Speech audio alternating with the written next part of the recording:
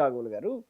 99కి 99 పైసలకి మీరు కంపెనీలకి మీరెట్లా అప్పనంగా ఇచ్చేస్తున్నారు ఇట్లాగు? అది మీ సొమ్మా అని అడిగారాయన. అవును. మరి ఇక్కడ గూడా జరుగుతోంది అట్లాంటి పరిస్థితులిక్కడ. ఇప్పుడు తెలంగాణలో జరుగుతున్నాయి. అటు పక్కన ఆంధ్రప్రదేశ్‌లో గూడా జరుగుతున్నాయి. కేసీఆర్ గారు ఫార్మా సిటీ అనే పేరుతో ప్రభుత్వ భూములు ఫార్మా కంపెనీలకిచ్చి, ఇ ఫార్మా సిటీ ఏర్పాటు కోసం ఒక జీవో ఇచ్చాడు. రేవంత్ రెడ్డి గారు ముఖ్యమంత్రి అవ్వగానే ఆ జీవో రద్దు చేసి, హ్మ్. అంటే ప్రభుత్వ భూముల్ని పరిరక్షించటం అనేది ప్రతి ఒక్కళ్ళకి ప్రోగ్రామే. యెస్. ఎందుకంటే ఏ కార్పొరేట్ కంపెనీకి తమకి లబ్ధి చేకూర్చే ఏ కార్పొరేట్ కంపెనీకైనా కేటాయించడానికి ఇది ఉండాలి. యెస్. ఒక భూమనేది ఉండాలి. ప్రభుత్వ ఉండాలి. భూమనేది. ల్యాండ్ బ్యాంక్ మీద ఎక్కువ కాన్సంట్రేషన్ ఉంది అన్ని ప్రభుత్వాలకి. రైట్. కేంద్ర ప్రభుత్వంతో సహా. హ్మ్. వక్ఫ్ భూముల మీద కంట్రోల్ తీసుకోవటం వెనకాల కేంద్ర ప్రభుత్వం ఎజెండా కూడా అదే. ఓకే. హ్మ్. సరే ఈ ల్యాండ్ బ్యాంక్ సెక్యూర్ చేసుకోవాలనే ఉద్దేశంతోనే ఆయన కేసీఆర్ ఇచ్చిన జీవోని పక్కన పారేసి, ఈ ఫార్మా సిటీని మేము అభివృద్ధిని వికేంద్రీకరణ అనే పేరుతో ఆయన వివిధ జిల్లాలకు పంచేసి దాన్ని, హ్మ్. ఆ ప్రాంతాలలో ప్రజల దగ్గర నుంచి భూములు పూల్ చేసి, ల్యాండ్ పూలింగ్ చేసి వీళ్ళకి ఇచ్చే ప్రయత్నం చేశారు. లగచర్ల ఆ ఏరియాలో గొడవలైనాయి. యెస్. అలాగే సూర్యాపేట ఏరియాలో గొడవలైనాయి. హ్మ్. జనాలు ఇళ్ళకి తాళాలు పెట్టుకుని పారిపోయారు. అవును. అంటే ఏం జరుగుతుంది? అక్కడ ఆ కంపెనీలు పెట్టారు అనుకుందాం. ఎలా చెప్తారు? అక్కడ అభివృద్ధి జరుగుతుంది. ఫార్మా కంపెనీలొస్తాయి మీ ఊళ్ళో. మీకు అవకాశం కల్పిస్తాం. మీకు ఉద్యోగావకాశాలు, ఉపాధి ఉద్యోగ అవకాశాలు అవకాశం పెరుగుతాయి. అంటారు. హ్మ్. నిజానికి ఆ ప్రాంతపు ప్రజలు ఏ ఉద్యోగాలు చేస్తారు దానిలో? అంటే హై ఎండ్ జాబ్స్, టెక్నికల్ ఉండదు. సైడు క్వాలిఫైడ్ పీపుల్ వస్తారు. అవును. వాళ్ళు బయట నుంచే వస్తారు.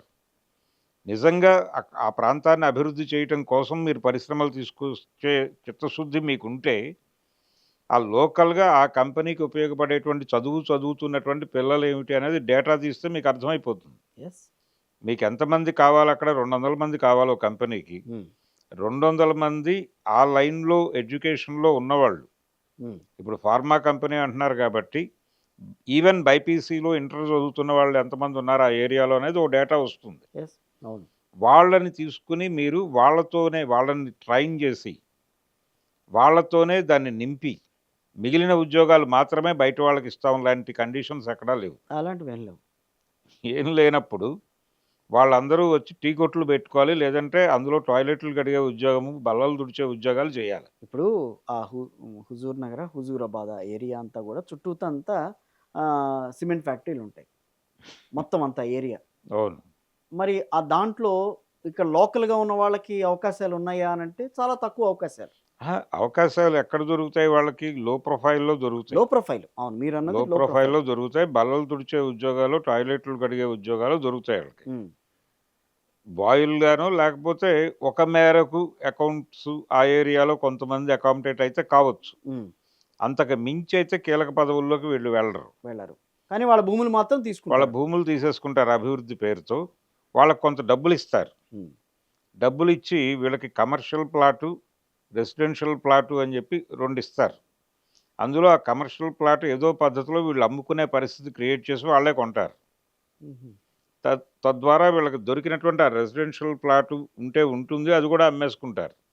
ఎప్పుడైతే వీళ్ళకి కంపెనీల నుంచి డబ్బులొస్తున్నాయని తెలియగానే వాళ్ళ మీద చాలామంది వాళ్తారు ఆ రైతుల మీద. వాళ్ళ బంధువులు, వాళ్ళ బ్యాక్‌లాగ్స్ ఉంటాయి ప్రతి ఒక్కడికి. అవును. ఈ సెటిల్‌మెంట్‌లో మాది కూడా సెటిల్ చేయండి అని వచ్చేస్తారు. డబ్బులు అలా వెళ్ళిపోతాయి హ్మ్. తెలియకుండానే. వాళ్ళు తిరిగి కళ్ళు తెరిచేసరికి ఇక్కడ పని ఉండదు, భూమి ఉండదు. ఏం చేయాలో అర్థం కాక హైదరాబాద్ వచ్చి ముష్టివాళ్ళుగా మారతారాళ్ళు. అంటే ప్రజల్ని నిర్వాసితులను చేసి, ఆ నిర్వాసితులను ముష్టివాళ్ళుగా మార్చి, కార్పొరేట్‌లకు మేలు చేయటం అనే కార్యక్రమాన్ని విజయవంతంగా నడిపించేస్తున్నారు. హ్మ్. అందుకని ఇళ్ళకి తాళాలు పెట్టుకుని పారిపోయారు ఆ లగచర్ల ఏరియాలో. అవును. ఇది ఇది ఈయన చేస్తున్నాడు. ఎవరు? మన రేవంత్ రెడ్డి గారి ప్రభుత్వం వచ్చిన తర్వాత. ఆయనేమో ఫార్మా సిటీ అనే పేరుతో గవర్నమెంట్ ల్యాండ్ అలాట్ చేస్తే దాన్ని తీసేసుకుని, ఈయన అభివృద్ధి వికేంద్రీకరణ అనే పేరుతో ప్రజల భూములకి టెండర్ పెట్టాడు రేవంత్ రెడ్డి గారు. ఇదే ఆయన చేస్తున్నాడు చంద్రబాబు గారు అక్కడ. హ్మ్.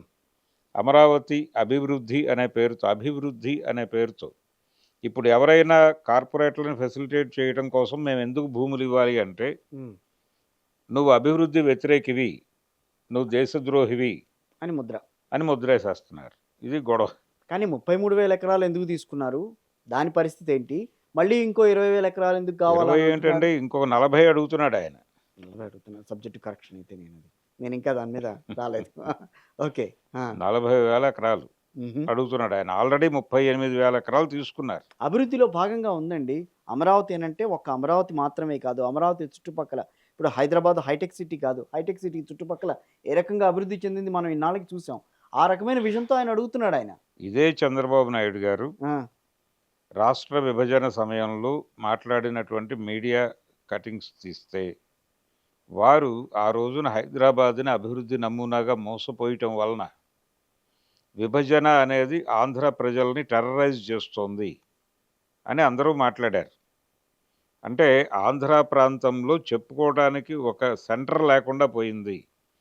అంటే శ్రీకాకుళం వరకు ఎవరైనా ఏ ఊళ్ళో అయినా సరే డిగ్రీ పూర్తయిన కొడుకుని జేబులో ఒక రూ. 3,000 పెట్టి హైదరాబాద్ బస్ ఎక్కించి ఎస్ఆర్ నగర్‌లోనో ఎక్కడో మన ఊరోళ్ళు ఉన్నారు కొంతమంది కుర్రాళ్ళు.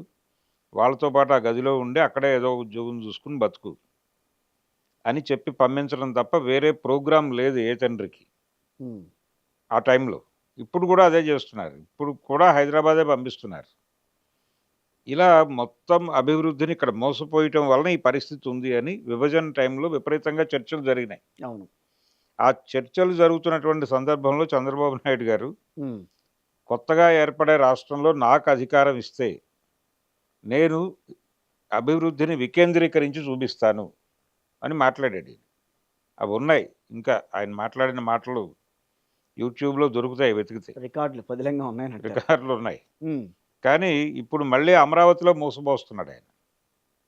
మొత్తం పట్టుకొచ్చి అమరావతిని కేంద్రం చేసి అమరావతి ఇప్పుడు ఆయన ఉద్దేశం ఏంటి? మొత్తం ఆంధ్రప్రదేశ్‌లో ఏ మూలైనా సరే ఎవడన్నా డిగ్రీ పాస్ అయితే అమరావతికొచ్చి ఉద్యోగం సంపాదించుకోవాలనే? అమరావతికొచ్చి ఉద్యోగం చేయాలి. ఇది ప్రోగ్రామ్. మరి మొదట్లో మరి జగన్‌మోహన్ రెడ్డి చెప్పిన వికేంద్రీకరణ పాలసీ నచ్చకే గదా! ఇప్పుడు ఆయన 3 రాజధానులున్న పాలసీ నచ్చలేదనే గదా! ఇప్పుడు గొడవంతా. ఆయన్ని మళ్ళీ 3 రాజధానులు అది వేరు, మళ్ళీ ఇది వేరా? లేదు లేదు. ఆ! 3 రాజధానులు అనే మాట ఆయన అనగానే హ్మ్. అమరావతి అనే దాన్ని ఆయన కాదంటున్నాడు. ఇక్కడ భూములిచ్చిన రైతులకు అన్యాయం జరుగుతుందనేది ఎజెండాలోకి తీసుకొచ్చింది తెలుగుదేశం పార్టీ. హ్మ్. అభివృద్ధి అనేది మాట్లాడలా. అప్పుడు వాళ్ళ రికార్డ్ ఎప్పుడు ఏ రికార్డు బయటకు తీయాలో వాళ్ళకి తెలుసు. అప్పుడు అమరావతి జేఏసీలు ఇవన్నీ ముందుకొచ్చేసి మా పరిస్థితి ఏమిటి? మేము ప్రభుత్వాన్ని నమ్మి భూములిచ్చాం. ఎందుకు ఇచ్చారు వాళ్ళందరూ?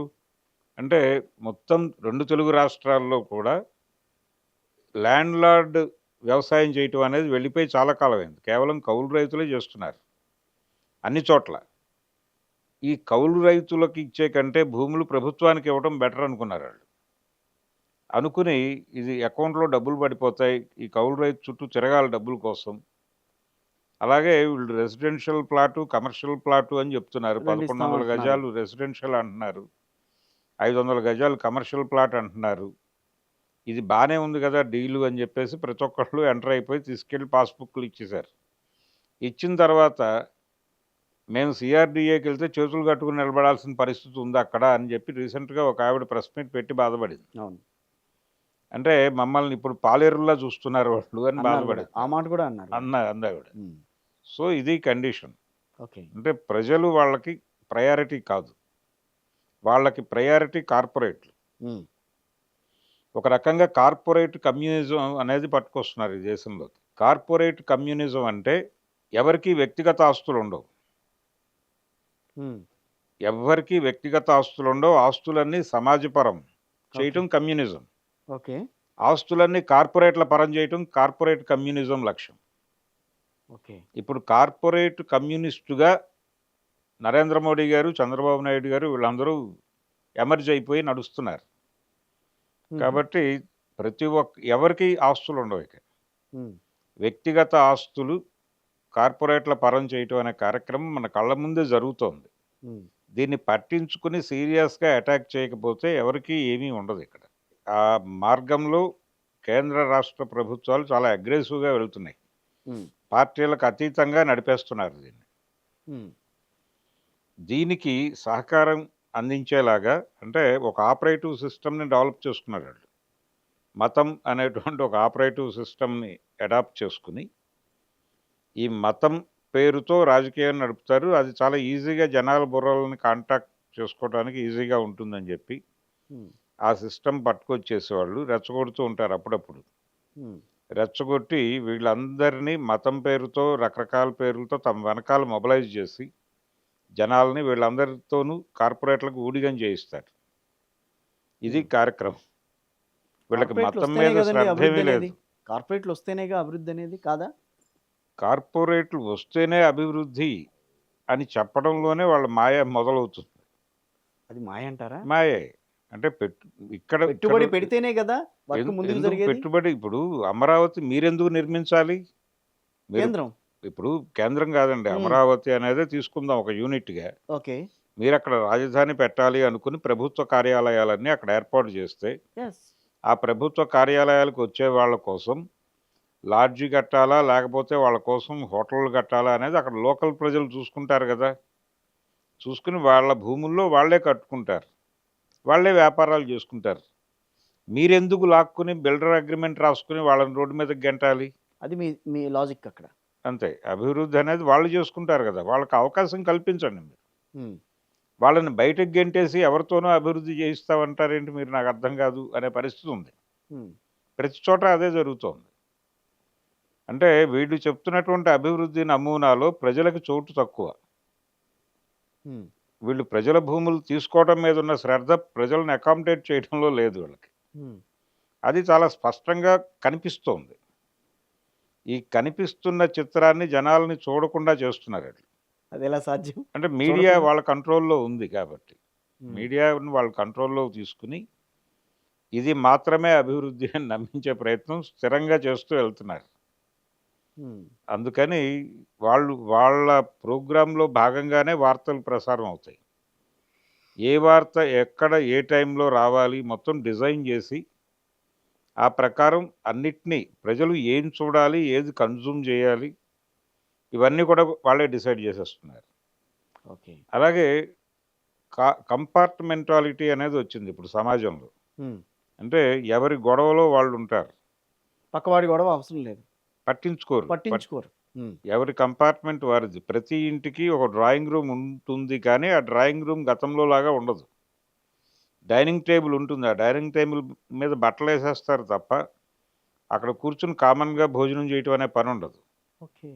ఎవరి గదిలోకి వారు వెళ్ళిపోయి, అంటే మనకు 6 BHKలు 7 BHKలు వస్తున్నాయి. ఉమ్, ఎవరి బెడ్రూమ్లో వాళ్ళు వెళ్ళిపోయి వాళ్ళ ఫోన్లో నుంచి వాళ్ళు ఆర్డర్ చేసుకుని వాళ్ళ గదిలో వాళ్ళు తింటారు. ఎవరు ఎవరు ఏం తెప్పించుకుని వాళ్ళ గదిలో ఏం తింటున్నారో, ఎవరు వాళ్ళ ఫోన్లో ఏం కన్జ్యూమ్ చేస్తున్నారో అనేది.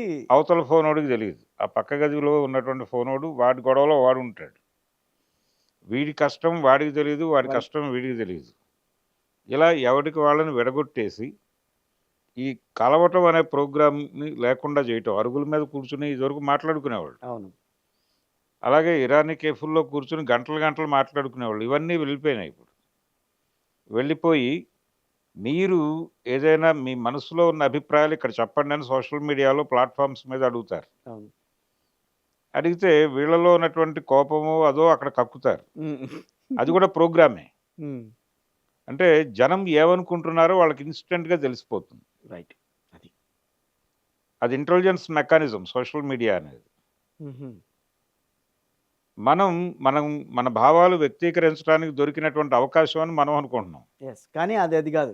అందుకు కాదు అది అందుకు వచ్చింది. కాదు. ఉమ్, సోషల్ మీడియాని ఇక్కడికి తీసుకురావడం వెనకాల ప్రోగ్రాం ప్రజల మనసుల్లో ఏముందో తెలుసుకోవడం. రైట్. దేని మీద ఎవరు ఎలా రియాక్ట్ అవుతున్నాడో రికార్డ్ అయిపోతుంది అక్కడ. ఉమ్, ఎవడి మెదడుని మనం కంట్రోల్లోకి తీసుకోవాలో వాళ్ళు ప్రోగ్రామ్ డిజైన్ చేసేసుకుంటారు వెంటనే. ఈ లెవెల్లో కథ నడుస్తోంది ఓకే. భారతదేశంలో. ఓకే. కాబట్టి మనంగా లేం, ప్రజలు ప్రజలుగా లేరు, పాలకులుగా అంతకంటే లేరు.